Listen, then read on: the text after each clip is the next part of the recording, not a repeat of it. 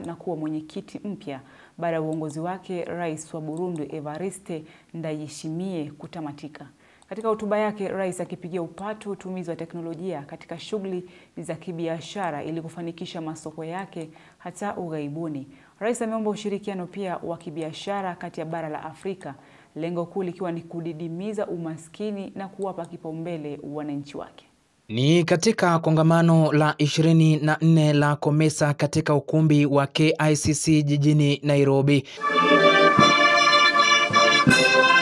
Kongamano hili likifunguliwa rasmi na Rais William Ruto aliyechukua usukani na kuwa mwenyekiti mpya kutoka kwa Rais wa Burundi Evariste Ndayishimiye.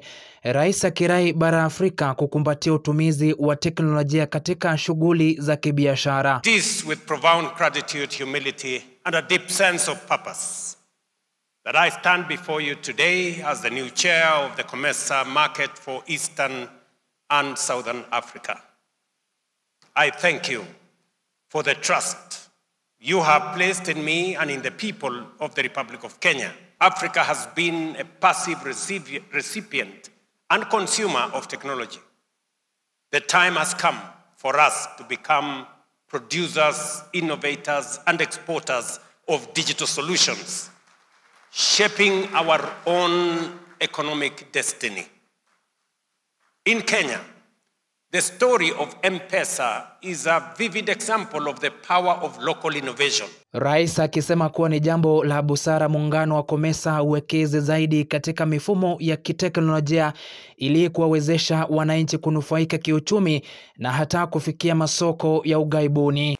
By harnessing digital tools, we can enhance cross-border trade efficiency, streamline financial inclusion, and create new platforms that enable small and medium enterprises to access regional and global markets.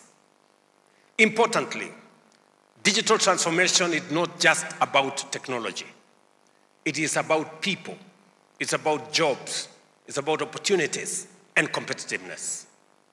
COMESA must therefore take deliberate steps to invest in digital infrastructure, data governance, and human capacity building, ensuring that our citizens are empowered to thrive in the digital economy. Aidha, rai kuu limetolewa kwa utangamano na ushirikiano wa kibiashara kufanyika miongoni mwa nchi za Afrika, lengo kuu likiwa ni kujikuza kibiashara na kumaliza umaskini.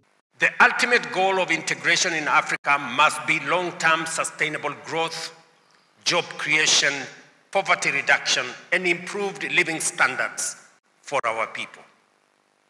Given the increasing competitiveness of the global economy, regional integration is no longer an option.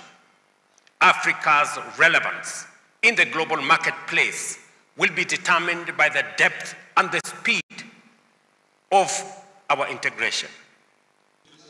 We have solid and efficient institutions that have continued to support our collaboration efforts, working hand in hand with the private sector for economic integration in the region. Kongamano hili limehudhuriwa na nchi wanachama wakiwemo marais, mawaziri na viongozi wakuu serikalini.